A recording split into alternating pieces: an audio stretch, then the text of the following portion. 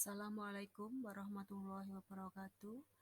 Saya Heni Ambarawati SPD, Guru IPA SMP Negeri 11 Tambun Selatan. Pada kesempatan kali ini, saya ingin menyampaikan pengimbasan dari program Guru Belajar tentang Sekolah Penyelenggara Pendidikan Inklusif.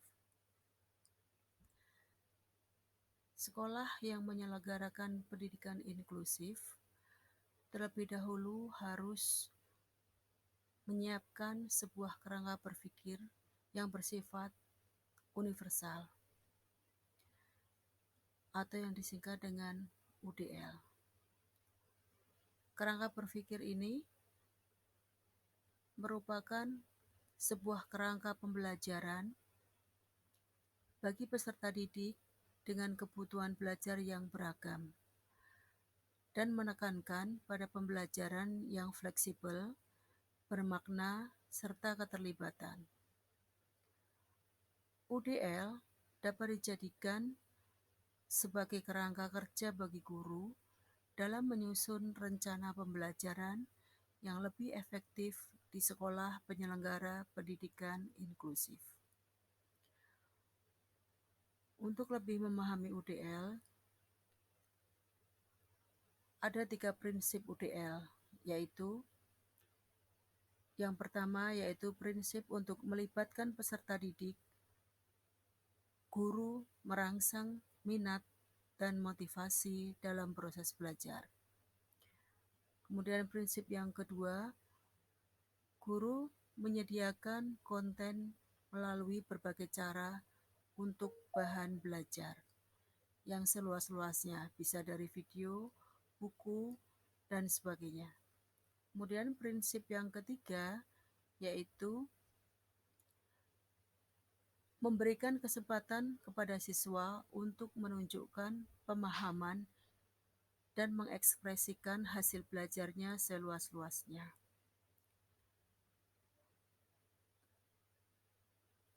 Ketiga prinsip UDL ini setelah ditetapkan untuk penyelenggaraan pendidikan inklusif, ada beberapa hal yang kemudian harus kita siapkan, yaitu asesmen potensi sekolah.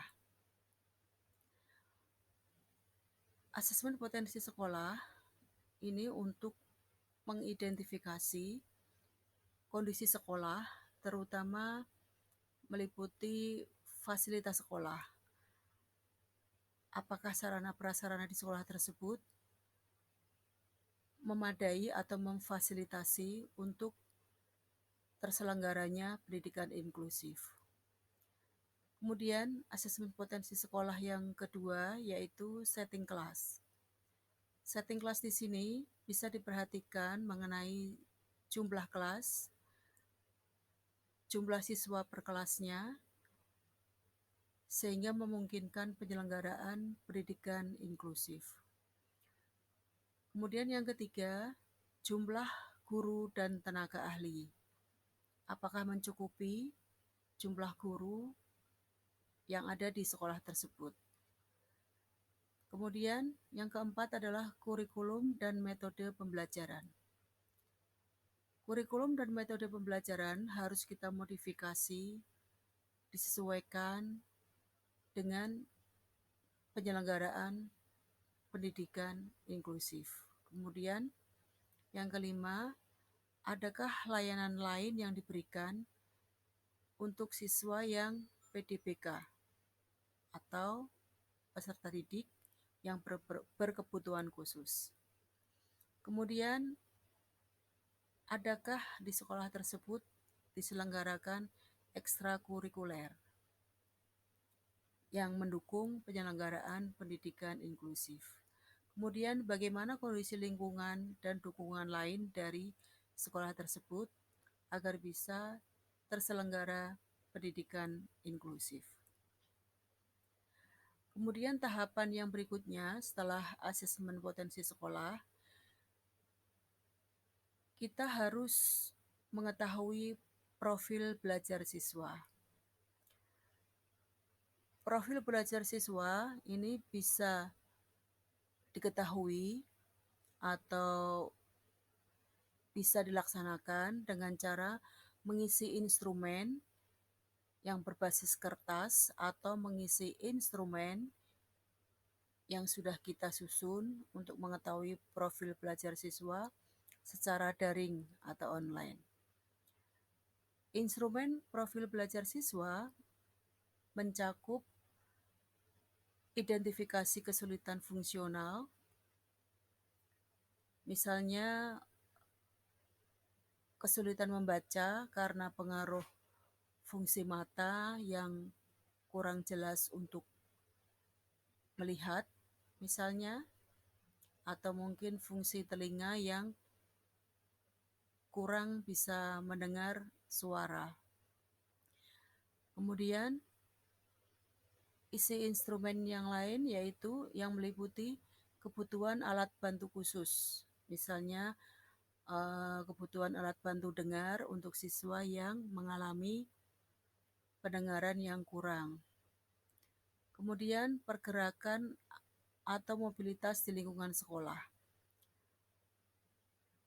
Apakah lingkungan sekolah itu memfasilitasi pergerakan siswa terutama untuk kebutuhan peserta didik dengan kebutuhan khusus?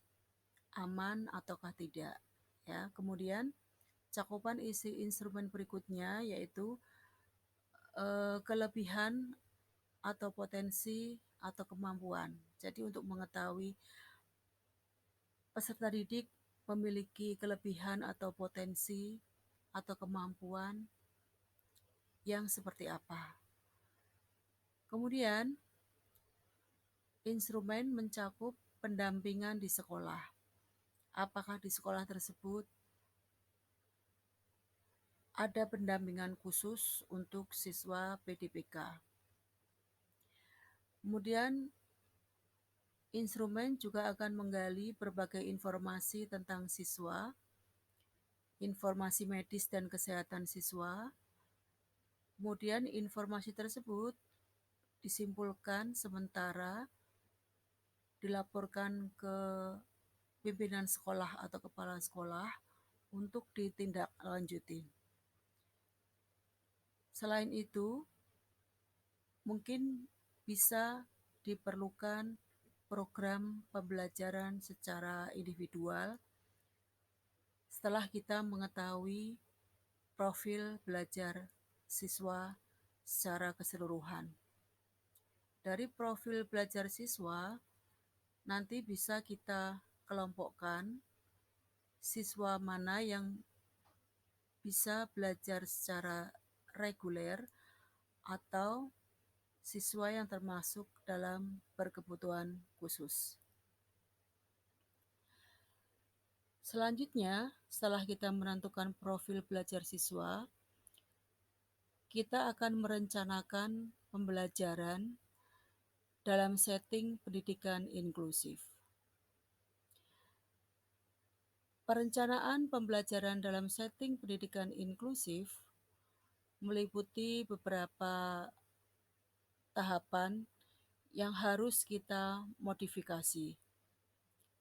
Yang pertama yaitu modifikasi kurikulum atau kurikulum adaptif.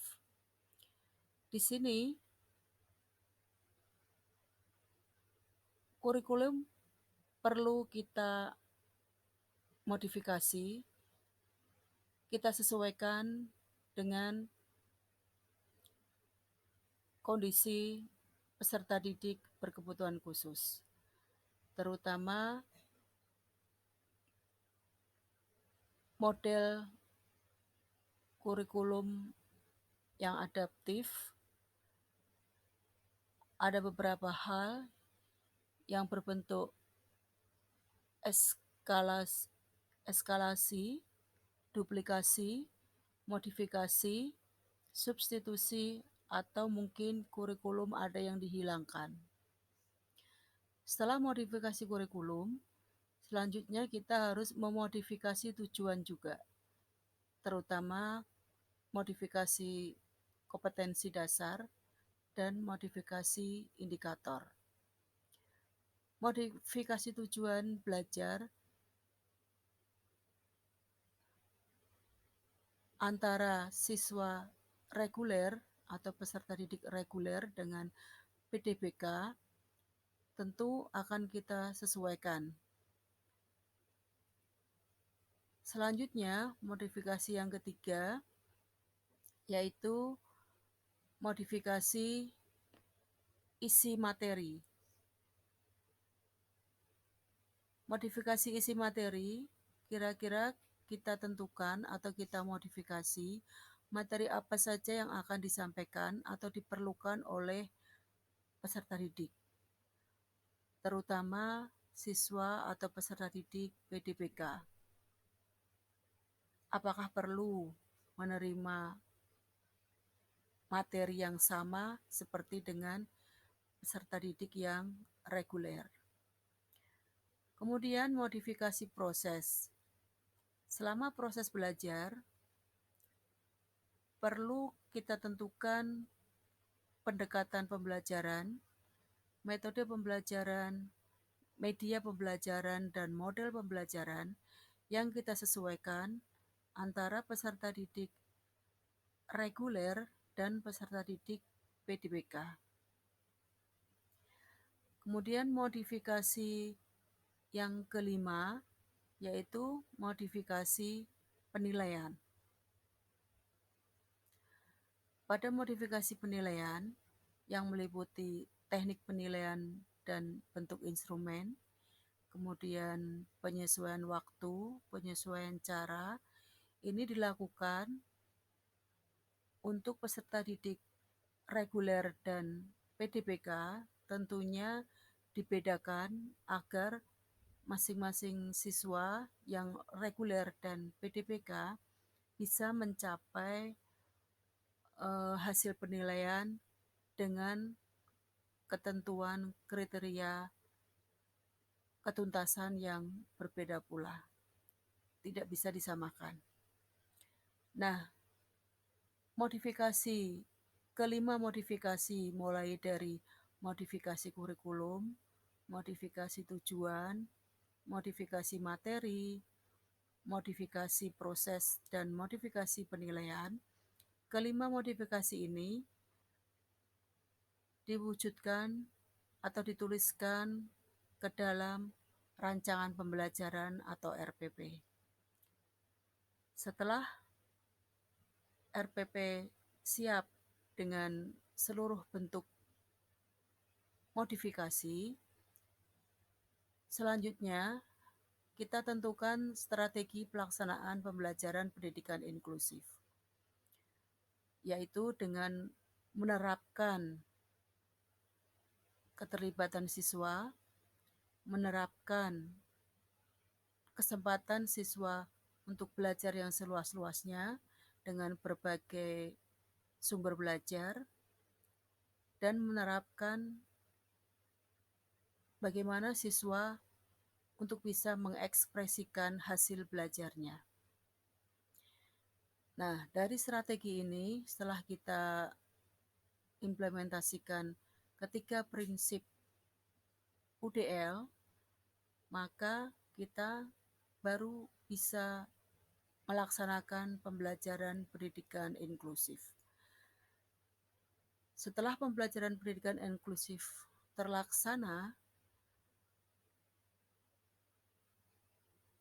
sesuai dengan rencana pembelajaran, selanjutnya kita evaluasi pelaksanaan pembelajaran. Apakah hasilnya sesuai dengan yang kita rencanakan atau kita harapkan? Apabila masih banyak kekurangan, berarti perlu perbaikan mulai dari rencana pembelajaran selanjutnya, dan hasilnya kita akan mendapatkan hasil belajar siswa atau peserta didik reguler ataupun peserta didik berkebutuhan khusus atau PDBK bisa mencapai hasil belajar yang sama. Demikian hasil guru belajar, pengimbasan tentang sekolah penyelenggara pendidikan inklusif.